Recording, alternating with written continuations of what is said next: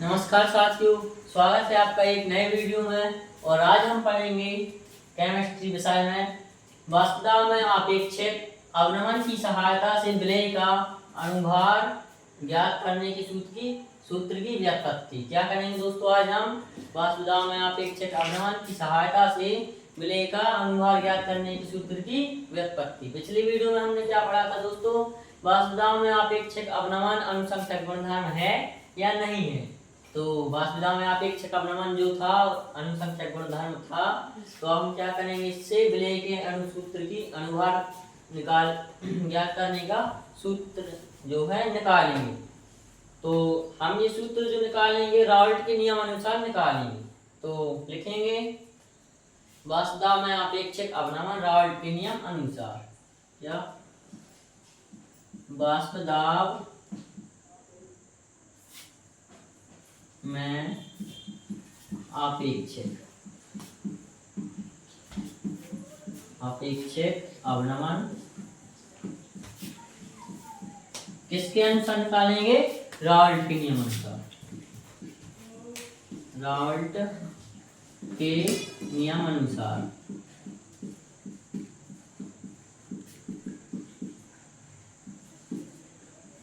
राल्ट का नियम हमें याद होना चाहिए। पहले तो राल्ट का नियम क्या होता है, वाष्पदाब में आपेक्षिक अवनमन राल्ट के नियम अनुसार। तो राल्ट का नियम जो हमने व्यंजक किया था राल्ट के नियम का पिछली वीडियो में, उसमें क्या आया था हमारा राल्ट के नियम का व्यंजक, P naught A minus P S upon में पी नॉट ए। फिर क्या आया था, बराबर एन बी अपॉन में एन इंटू एन। ये था हमारा राल्ट का नियम जो आया था, हमने व्यंजक किया था जो राल्ट के नियम वाला, उसमें ये जो है आया था।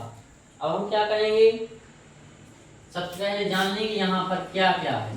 तो पी नॉट ए क्या है दोस्तों, यहाँ पर शुद्ध विलायक का वाष्पदाब। क्या है दोस्तों, शुद्ध विलायक का वाष्पदाब। पी एस क्या हो जाएगा, विलेय का वाष्पदाब। एस यानी कि सॉल्यूशन, पी यानी कि वेपर प्रेशर, यानी कि विलयन का वाष्पदाब। और एन भी क्या है यहाँ पर, विलेय के मोलों की संख्या, और एन क्या है, विलायक के मोलों की संख्या। लिख लेंगे यहाँ पी नॉट ए क्या है दोस्तों, शुद्ध विलायक का वाष्पदाब। शुद्ध विलायक का वाष्पदाब। अब इसके बाद पीएस क्या है यहाँ पर, विलयन का वाष्पदाब। विलयन का वाष्पदाब। और एन भी विलेय के मोलों की संख्या। विलेय के मोलों की संख्या,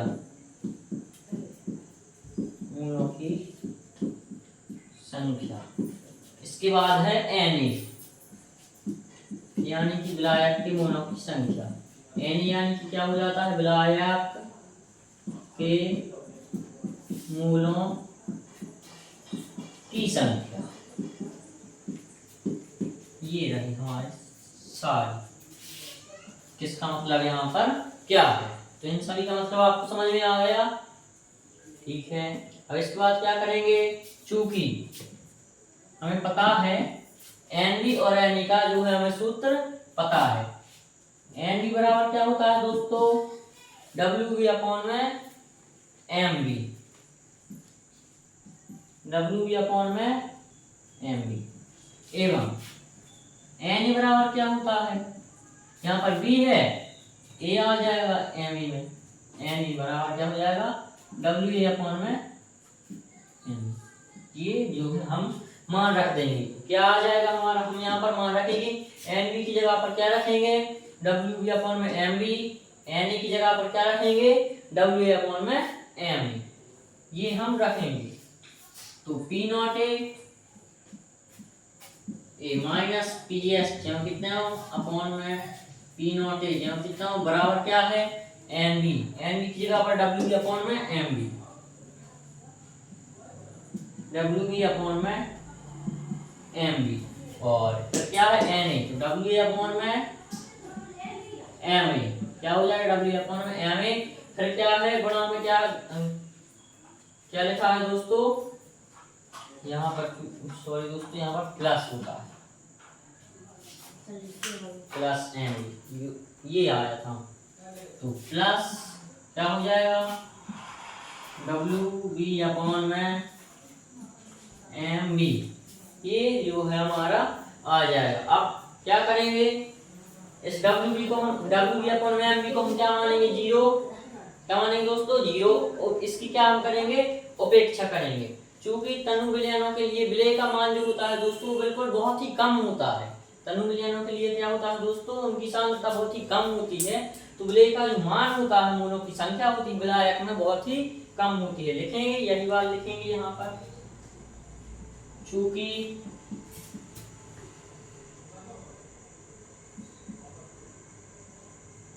क्या है तनु विलयनों में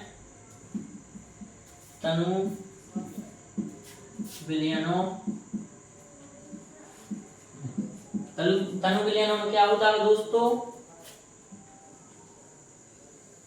तनु विलयनों के लिए क्या होता है विलय के मूलों की संख्या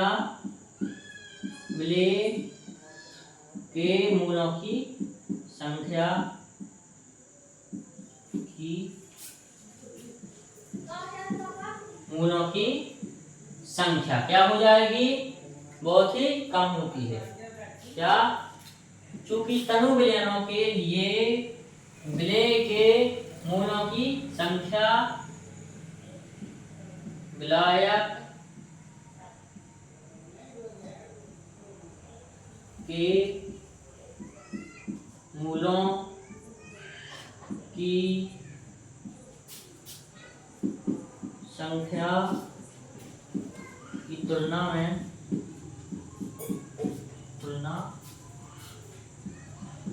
क्या होती है बहुत कम होती है बहुत कम होती है।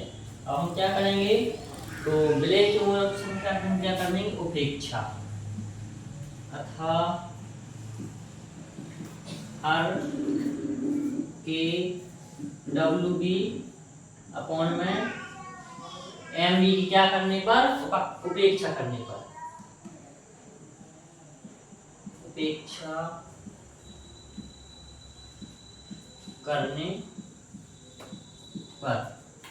यानी कि इसका मान हम क्या रख देंगे दोस्तों इसकी जगह पर क्या रख देंगे जीरो तो क्या हो जाएगा P naught A minus P S upon में पी नॉट ए बराबर क्या हो जाएगा डब्ल्यू बी अपॉन में एम बी जो कितना डब्ल्यू बी अपॉन में जो कितना अपॉन में डब्ल्यू अपॉन में एम बी जो कितना एम प्लस यहाँ पर क्या है डब्ल्यू बी अपॉन में एम बी इसकी जगह पर हम क्या रख देंगे दोस्तों जीरो रखेंगे तो क्या होगा P naught A minus P S upon में पी नॉट ए बराबर क्या आ जाएगा डब्ल्यू बी अपॉन में एम बी ऊपर जो कितना रहेंगे नीचे क्या बचेगा ओनली डब्ल्यू ए अपॉन में एम बी ये हमारा बच जाएगा। अब चूंकि हमें क्या निकालना है दोस्तों क्या निकालना है विलय के अनुभार ज्ञात करने का सूत्र क्या निकालना है विलय का अनुभार ज्ञात करने का सूत्र यानी कि हमें क्या निकालना है एम बी निकालना है इसका मान। अब हम क्या करेंगे दोस्तों पी नॉट तो P naught A minus P S upon में पी नॉट ए जो कितना बराबर क्या भाग में लिखे हैं गुणा में कर देंगे डब्ल्यू बी अपॉन में एम बी जो कितना रहेगा इनटू में मान पलट जाएंगे गुणा में आएगा तो क्या हो जाएगा एम ए अपॉन में डब्ल्यू जी ये हमारा आ जाएगा। अब हमें किसका निकालना है सूत्र, एम बी का। किसका निकालना है दोस्तों, एम बी का। तो अब हम क्या करेंगे, यहाँ पर इसकी जगह पर एम बी की जगह पर P not minus P S लिख देंगे और इसकी जगह पर एम बी लिख देंगे। चलिए करते हैं, यानी कि एक प्रकार से हम त्रियक गुणा कर देंगे। क्या कर देंगे, त्रियक। क्या हो जाएगा, पूरे में नहीं करेंगे सर, नहीं, इसका होगा जब गुणा होगा तो क्या हो जाएगा, एम बी अपॉन में पी नॉट ज्यों के त्यों रहेगा नीचे, बराबर क्या हो जाएगा, डब्ल्यू बी ज्यों के त्यों ऊपर, अपॉन में क्या बचेगा, P not minus P S, नीचे क्या आ जाएगा, P not minus P S into में एम ए अपॉन में डब्ल्यू ए ज्यों के त्यों। अब हम इस पी ए को भी उस साइड ले जाएंगे कि इसका भी गुणा कर देंगे उस साइड। तो क्या हो जाएगा हमारा, एम बी कुछ नहीं बचेगा, इसके बटे में एक बचेगा। तो एम बी बराबर क्या हो जाएगा, पी नॉट ए इंटू में क्या है, डब्ल्यू बी इंटू में क्या है, एम ए, साथ में लिख देते हैं गुणा करके, अपॉन में क्या बचेगा, P naught A minus P S, इसके गुणा में क्या है दोस्तों, डब्ल्यू ए। ये आ गया, ये निकल आया हमारा विलेय का अनुभाग ज्ञात करने का सूत्र हमारा ए रहा। क्या हो जाएगा, एम बी बराबर P naught A into W B into M A upon में क्या हो जाएगा, P naught A minus P S into में डब्ल्यू ए। इसे हम क्या दे देंगे, समीकरण नंबर 2।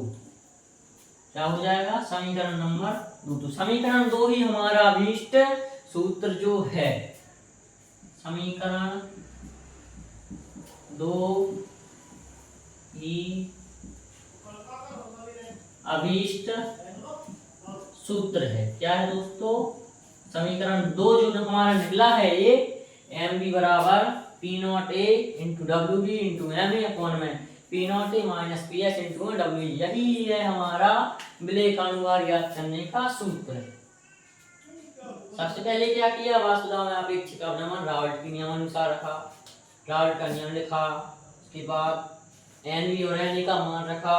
फिर क्या किया, चूंकि तनु विलयनों के लिए विलेय के मूलों की संख्या जो होती है विलायक के मूलों की संख्या की तुलना में बहुत ही कम होती है, अतः हर के डब्ल्यू बी अपॉन में एम बी की क्या करेंगे हम, उपेक्षा, यानी कि इसका अस्तित्व खत्म कर देंगे या इसकी जगह पर क्या कर देंगे, जीरो रखा। तो क्या आ गया, P naught A minus P S upon P naught ए बराबर डब्ल्यू बी अपॉन में एम बी अपॉन में डब्ल्यू अपॉन में एम ए। अब क्या किया, भाग में थे गुणा में लाए, फिर क्या किया, फिर गुणा करके एम यू ऊपर लाए, P naught A minus P S नीचे लाए, फिर क्या किया, पी ए को हम ऊपर ले गए, यानी कि फिर से त्रियक गुणा किया, फिर पी ए को डब्ल्यू बी के गुणा में किया। तो एम बी बराबर क्या बचा, P naught A into W B into M A upon में P naught A minus P S into में डब्ल्यू ए। समीकरण 2 ही हमारा अभीष्ट सूत्र है। ये हो गया हमारा वास्तुता में अपेक्षिक अवनमन की सहायता से विलेय का अनुभाग ज्ञात करने का सूत्र की व्युत्पत्ति। तो आशा है कि आप सभी को अच्छे से समझ में आया होगा। अच्छे से कमेंट में हमें जरूर बताएं, हमारे वीडियो को लाइक करें और चैनल को सब्सक्राइब करें। तो मिलते हैं नेक्स्ट वीडियो में, तब तक के लिए जय हिंद, जय भारत, जय